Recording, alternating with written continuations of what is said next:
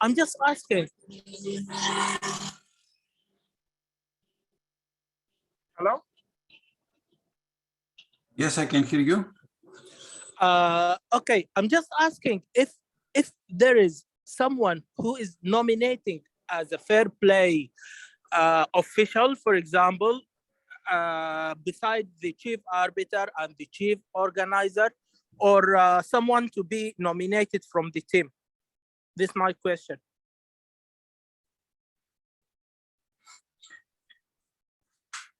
If I'm not sure if I understand correctly, if there is who yes, if we nominate a fair play official, just someone like a chief fair play, for example, someone to be nominated from the for the tournament from the start, or he's one of the team, for example, an organizer or an arbiter. The fair play panel is the fair play depending. Let me have it this to clarify. Depending on the level of the tournament, it needs to be some officials fair play for the first, for example, for an Olympiad, the fair play panel or the fair play officer are been nominated from FIDE and from Fair Play Commission and the organizers, from FIDE, from the Olympiad organizer. Now, for an event that it's from category three, for example, okay, you are not going to deal with that, but it needs to be someone with the someone to have the expertise to handle these things. That is why Fair Play Commission is trying to have some lectures and to nominate and give some titles of fair play experts, let's say. We are in the beginning of that, so you need to be in contact with Fair Play Commission through your federation or directly in order to get what is needed for your tournament. Okay. In the near future, we will have titled fair play officials, let's say, fair play experts, and they could be on tournaments, but right now you need to work with Fair Play Commission. I repeat, through your federation or directly, depending on the organizer or the event that you are organizing. If it's a major event or a category of level 2 or, of course, of level 1, FIDE is going to appoint fair play panels and officers, etc. I'm not sure if I understood your question correctly and answered it.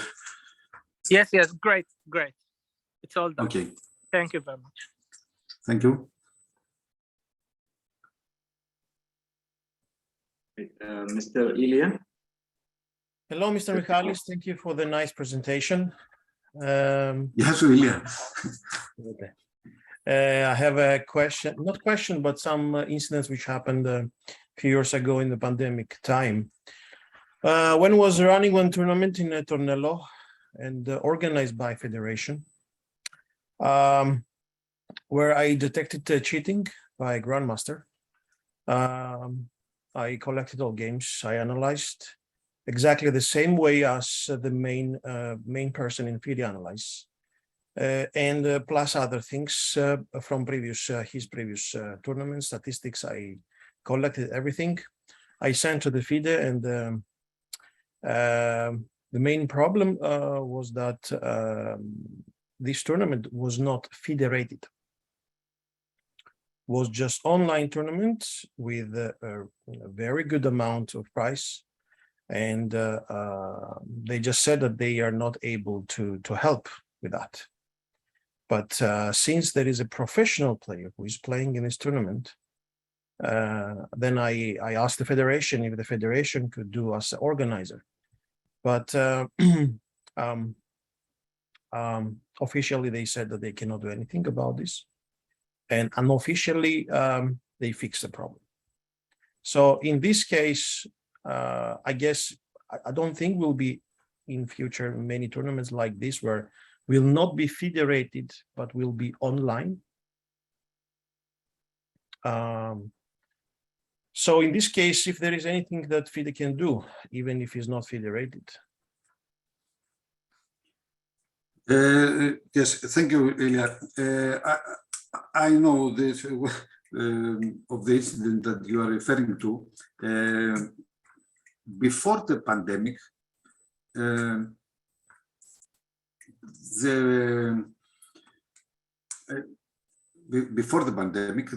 with the FIDE Fair Play Commission was not intended to involve in online events. It was a chaos, let's say,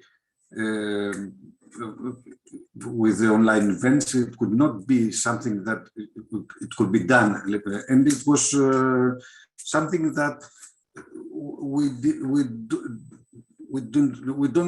didn't want to involve to. It was something that what to do with unrated events and all of that stuff. Okay, of course, it's something that this unfair behavior and all this, it's damaged the sport, it's damaged just our sport. But it was not so something that we can deal with. But after the pandemic and all this, with the World Chess Federation, with FIDE, to involve with online events like Olympiads and like major events and all of that, we started to deal with this, and this is why this document came up with the FIDE Fair Play rules for online competition with supervision, and we tried to have a box and to have a guide for for organizing this kind of events. All this happened. I'm almost sure after the events that you are talking to. I think I'm almost sure that these rules were not on the air when this event was. This happened exactly 3 years ago, November, 3 years ago, exactly. Yes, yes. That was one reason for this document to come up, and try to have 3 or 2 years to have a guide, to have a guide for this. For the organization of this type of tournaments.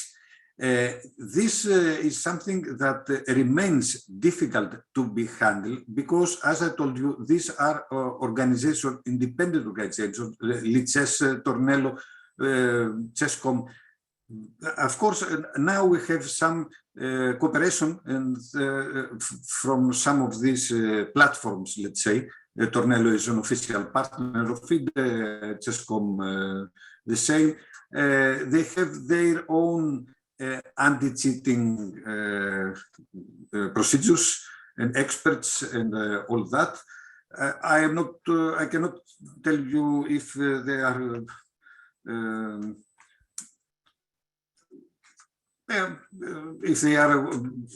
how they work, and if they work on the anti-cheating and the fair play stuff is good enough, but there is a tool here, there is a document, there is a guide.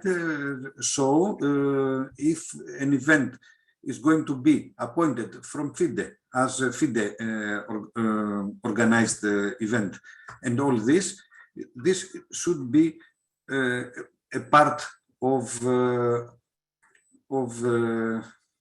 the organization.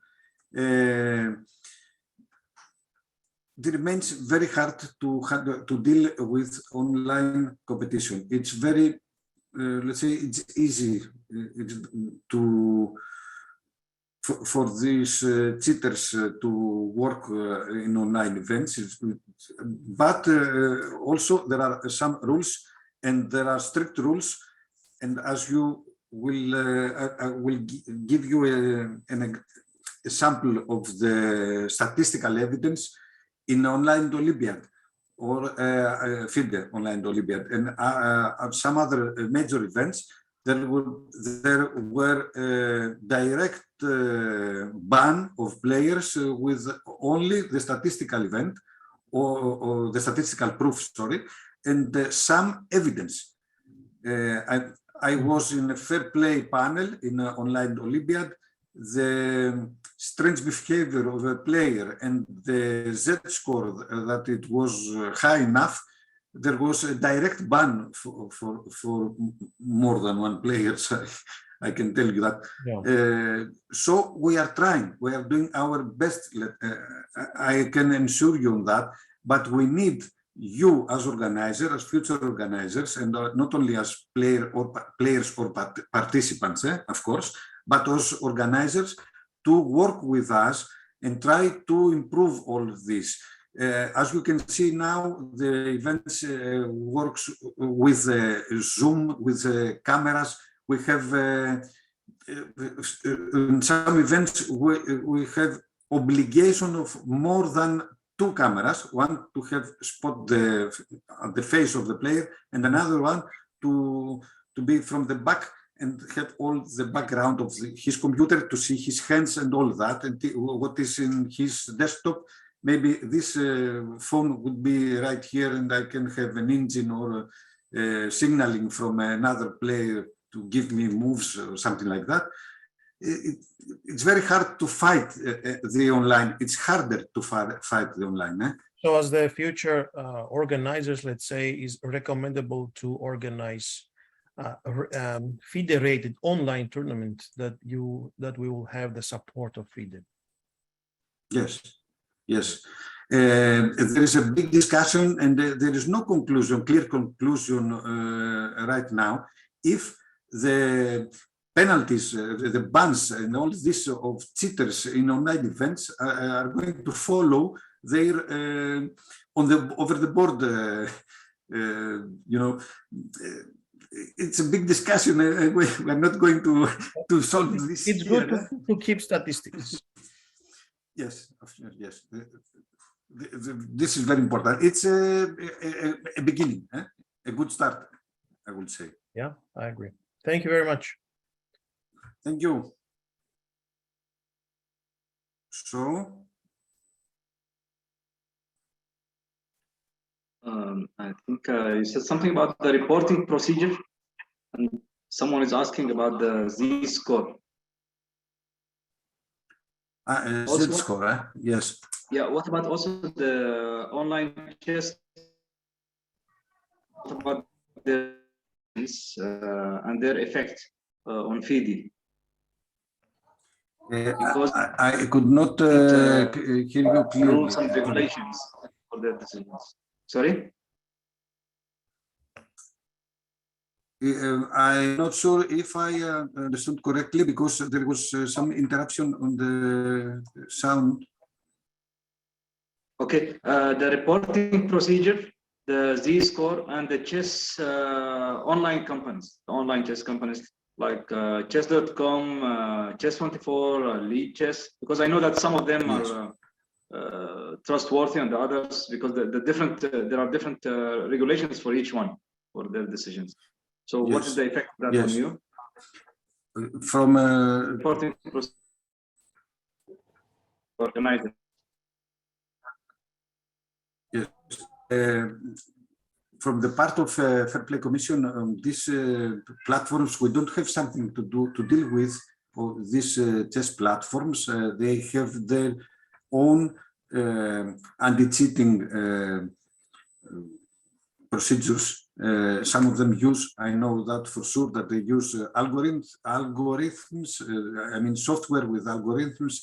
Some they use a mix of algorithms that if they give them an alarm, they are taking the games of these suspected players and they give them to some experts, some grandmasters or something like that, and they are making some investigation, and they have to ban him or to penalize him with whatever way. But FIDE cannot intervene on that right now.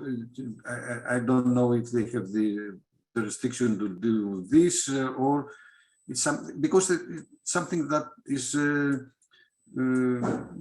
they are private companies. As organizers, if you want to use some of these forums, you can use their own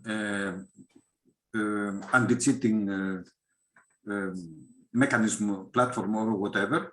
Tornello, that is an official partner of FIDE, and you can organize events over Tornello.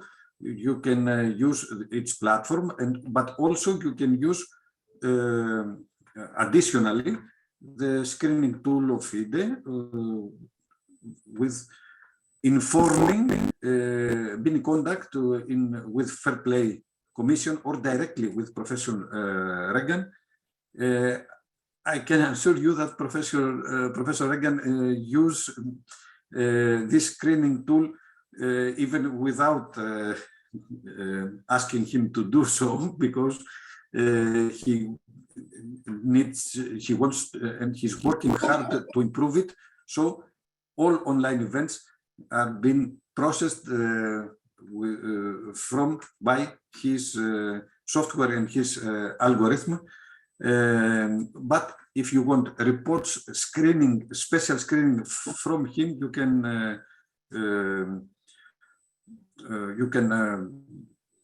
ask him directly, ask through your federation or through the Fair Play Commission to help on these cases. Yes, I can see that this is the Tornello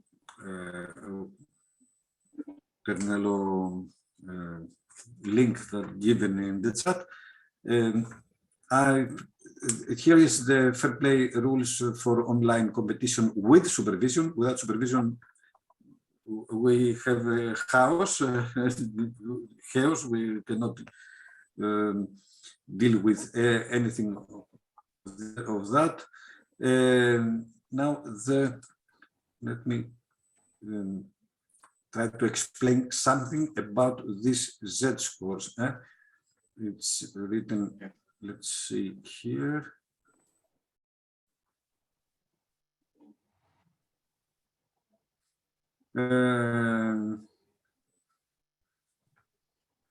Z-score, sorry? Yeah, just a few information about the Z. Yes. Yes. This is mathematical, this is mathematics, something used in mathematics and statistics. It's not something especially discovered, invented, or used for chess. It's statistics. And using this Z-score, if you can Google it and see maybe what exactly this mathematics goes to. This work of Professor Regan with the Z-score, it's the use of the Z-score with the use of the statistics to try to find some to try to prove to spot abnormal abnormal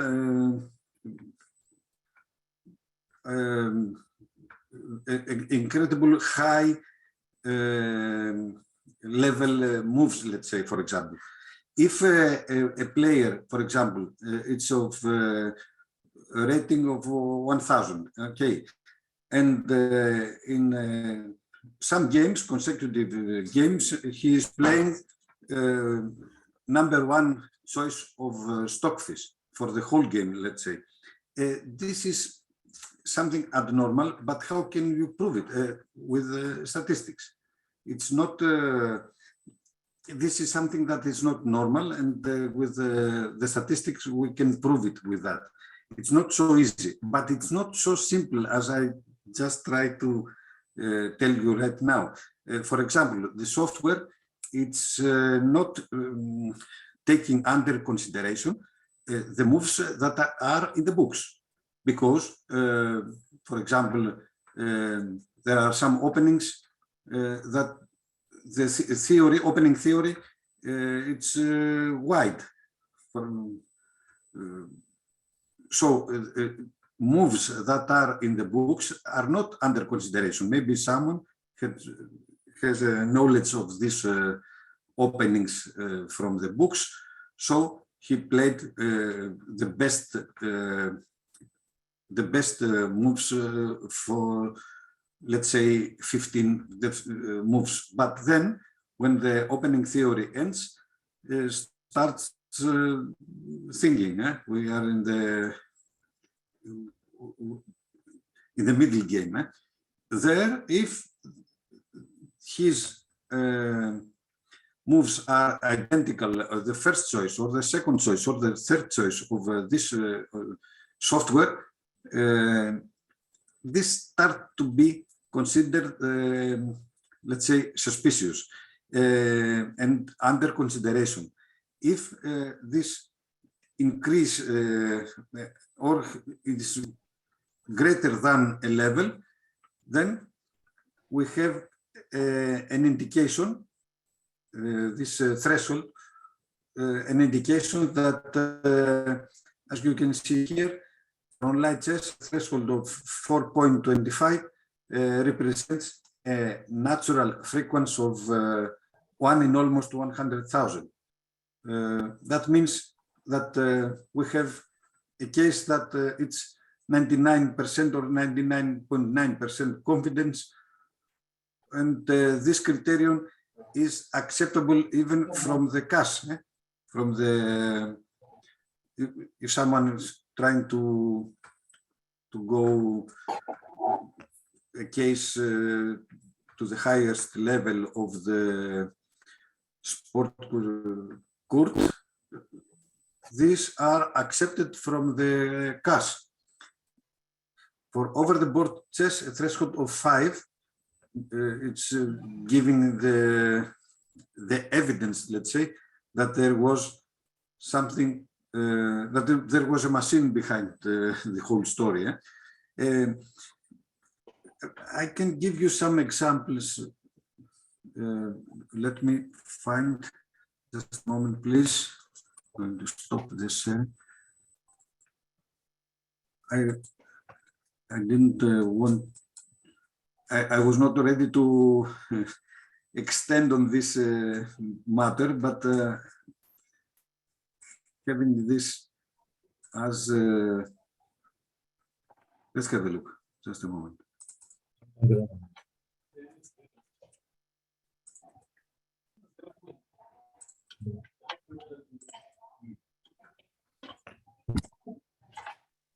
I will try to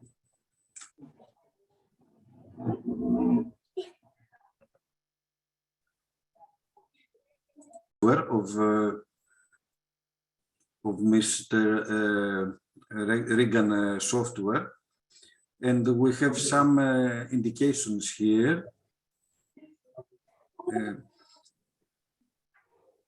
There is, sorry?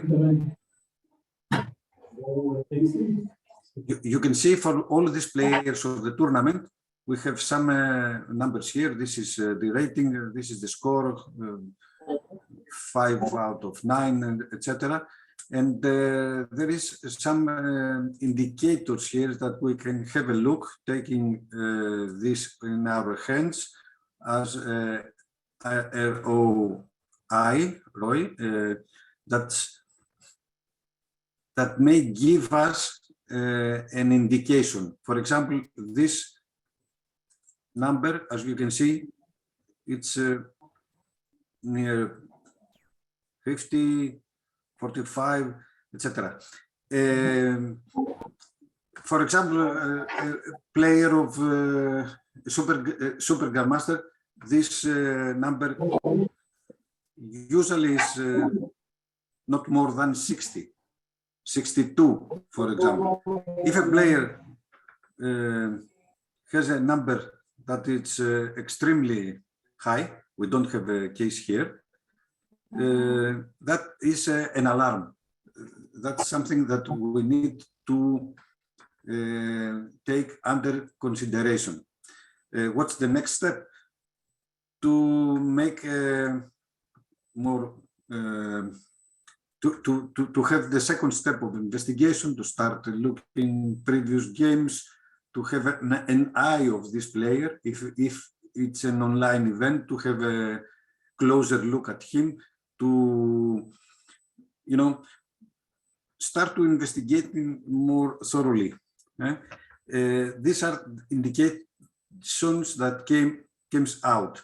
This report does not have something special. These are the players, and the opponents, and the scores. And here from the software, we take the moves that are similar to the machine. I want to, would like to, 85%, yes. Carlsen's average is lower, I think that's 65%, as ESS. It's about 61, 62. Nakamura is higher, 63 sometimes. But if you have a player that nobody knows him, has 85%, I think that you can understand that something is not, it's more than suspicions to have under considerations. In statistics, we are often able to model data with a normal distribution. Yes, because we have some, I think that we have a mathematician here. And okay, or it's a document.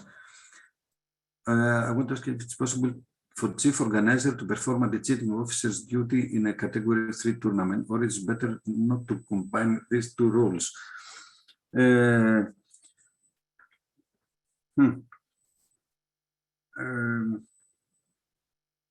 Kozak,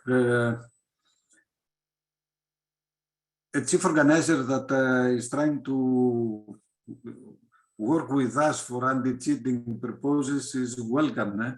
I don't know if this needs to be done officially or not, but of course you are welcome to work like an anti-cheating officer. And if there are proofs that came out of your investigations or your work as anti-cheating officer, even if you are organizer or not, they are good enough to work with them. It's not something that, of course, they are acceptable. I don't, of course, I think that you can work on that. We don't have officialities in this type of tournaments of category 3. We don't expect for a fair play commission to appoint a fair play officer and come to a tournament that is in this type of category. But of course, you're welcome to work with this. Just a moment, please. I would like to find something else. I have a case here in Greece with a player in an online university championship, national, let's say, university championship here in Greece, and I would like to show you the statistic of a player that he was finally banned after the end of the tournament, and all his results were erased.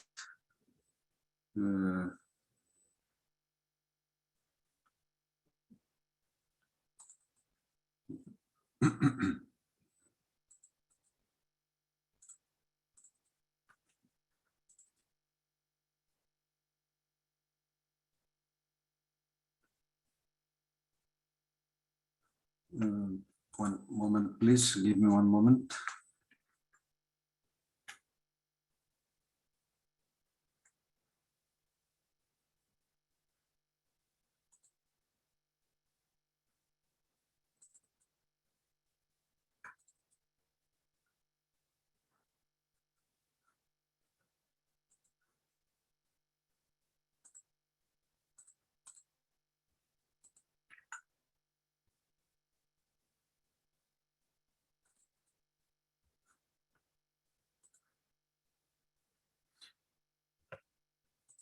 So let's have a 1 minute break, please.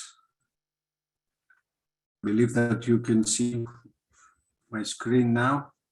These are the investigation, is an example of an investigation result from from Professor Regan software. It's from first university, online university Greek championship. There was a player that came from nowhere. Nobody knows him. Nobody have ever heard from him before and after, and he was having some incredible results. As you can see here, Professor Regan uses three machines for his investigation, and Stockfish 11, Commodore 13.3, and Stockfish 7. The results are extraordinary. Z-score is 5.39. That means that with non-books moves, as I told you before, we have the moves. The software ignores the moves that are in the book, in the chess theory, let's say. So with non-book moves, there is a rating of 3,300.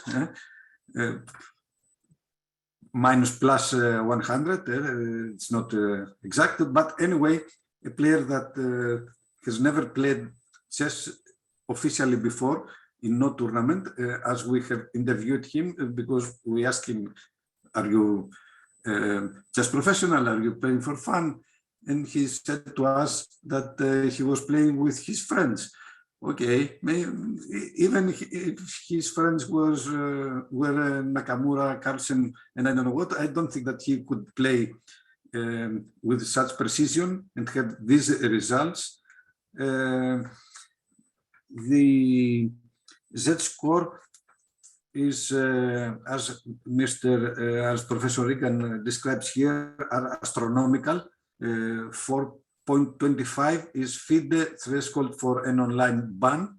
He was 5.39, so he was banned immediately. We have a tool in our hands to work with, and I encourage you to work with us in this in your future works as organizers. Work with us to deal with these cases. Now, about the case of that you asked, Carlsen and Niemann, I cannot tell you a thing because there is an investigation panel running. Still running. There is not yet finished the whole procedure. So as you can understand, I cannot even have a comment on that. Sorry, but anyway, without telling. This is irrelevant. What I'm going to tell you now, it's irrelevant about this case, but false accusations are something that Fair Play Commission has over consideration. You can see here, it's written false accusation, reckless or manifestly unfounded accusation of chess cheating is a serious violation of the requirement of fair play. False accusation in chess is an abuse of freedom of expression that is prohibited by the FIDE Ethics and Disciplinary Code. For the purposes of this regulation, attempts at cheating will be considered cheating. This is 8, but false accusation is written here, and I think it's clear what trying to be under these lines. Witch hunting is something that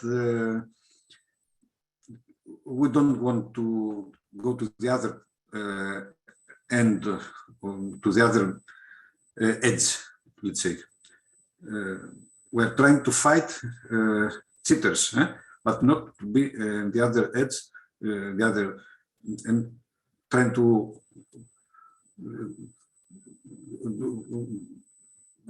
not know witch hunting. So I don't know if there is something else need to be you want to ask, or you asked me and I didn't understand and didn't answer or understand it, please.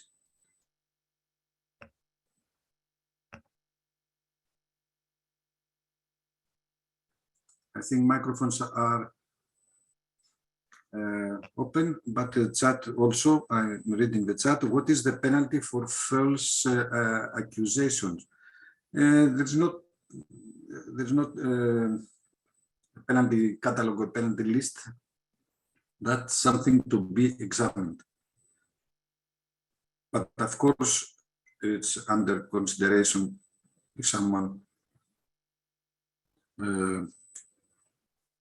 make false accusations.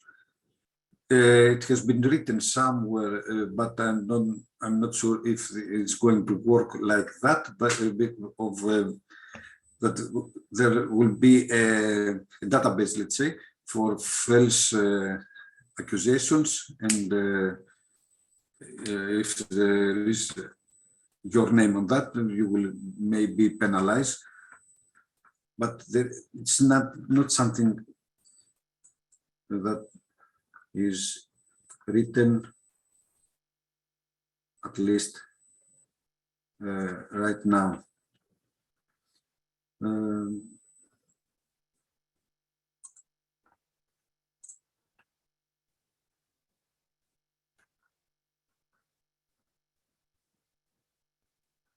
Here is the training of fair play specialists, as I told you before. We are trying to start making seminars on that, and I think that organizers should be on that and work with us.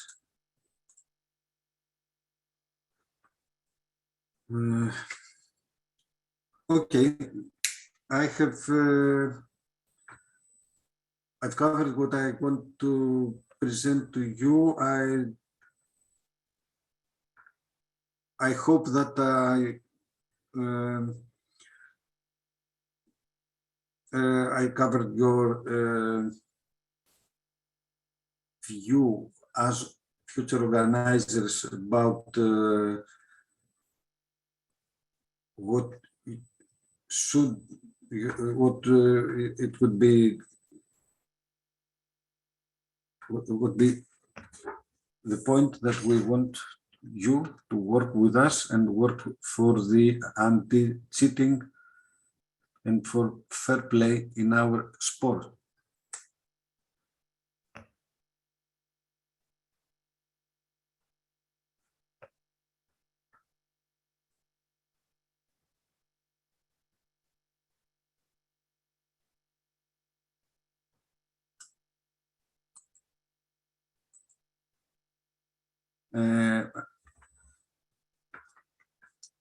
A reporting procedure for organizers. The reporting procedure for organizers will be guided by the. I mean, you mean if you have an events, if you have a case that need to be reported, not to report it officially your tournament to the to FIDE. If there is a case, there are in the. Let me find it.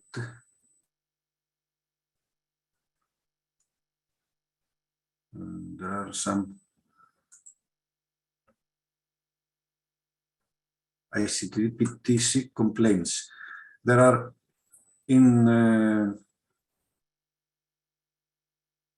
the regulations, there is a link. I believe that you can see my screen now.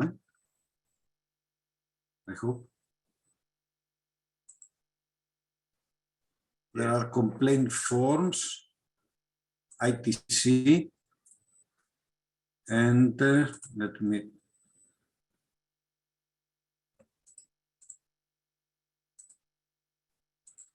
People, potential breaches may be observed during play directly by a tournament arbiter. They can also be reported to the arbiter by a player, a spectator, or indeed the fair play. An example based on statistical analysis or on-site inspection. As I told you before, if the event has an online, if an event is covered online, be sure that there is an inspection and from Professor Regan and from FIDE Fair Play Commission. But okay, you need to have your eyes open on that. And there is ITC's in-tournament complaint. The form is this. Please fill it, scan it, and return it to fairplay@fide.com in PDF format. You are writing here the complainant names, the federation, physical address, all your details, and brief description of facts. You scan it, you send it as a PDF file to Fair Play.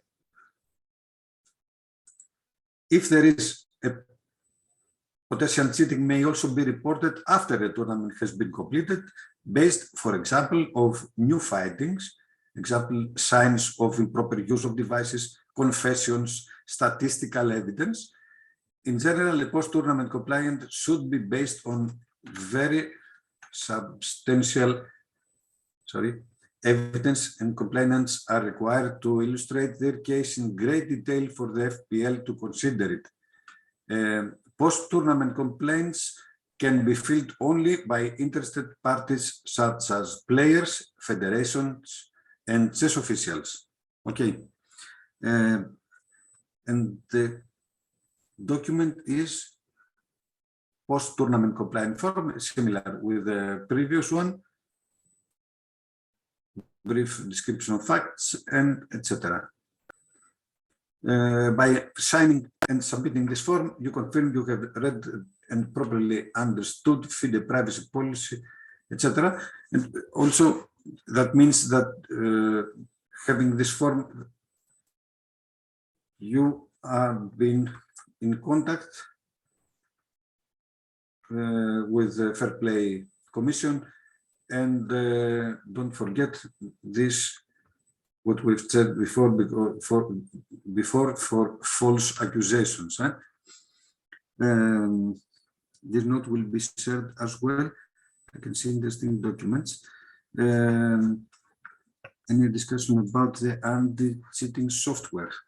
I think that we have told about the software. It's not something that you can buy.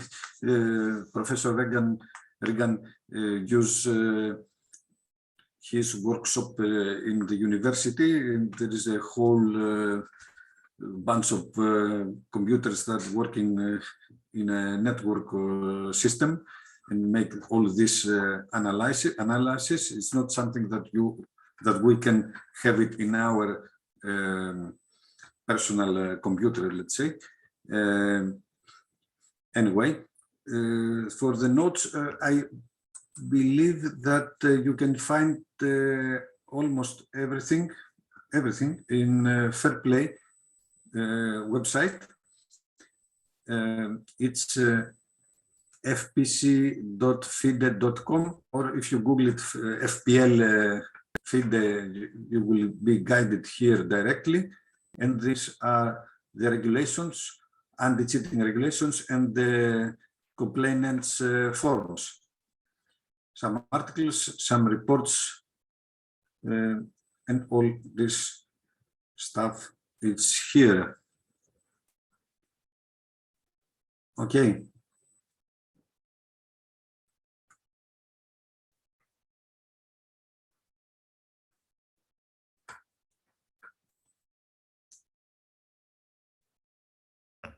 Anything else you may ask? I think that I overlap my time. Yes, so now it's up to you or anyone. Continue.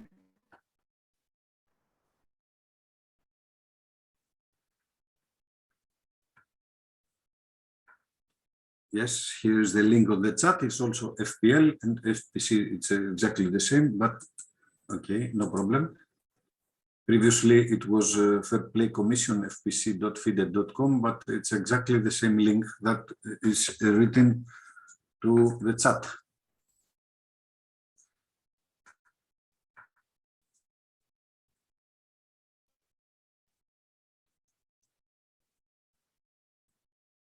Okay, I hope that you find some useful information from my end at this point. Thank you very much. I hope that we will be met in tournament that you are going to organize as future organizers. Good luck on that. Thank you. Thank you very much. Okay, Mr. Mikhail. Okay. So thank you, Mr. Mikhail Prevenios, the chairman of Greece Federation, Greece Chess Federation Arbiters Commission, and the member of FIDE Fair Play Commission. I think that was so informative. Tatwir Chess Academy participants, thank you for which is into the FIDE International Organizers Seminar, which we are organizing under the auspices of Events Commission. So thank you, everybody, and see you tomorrow at the same time, 1400, for Mikhail Prevenios lecture. Thanks. Thank you, everybody. See you tomorrow. Ευχαριστούμε πολύ, Μιχάλη.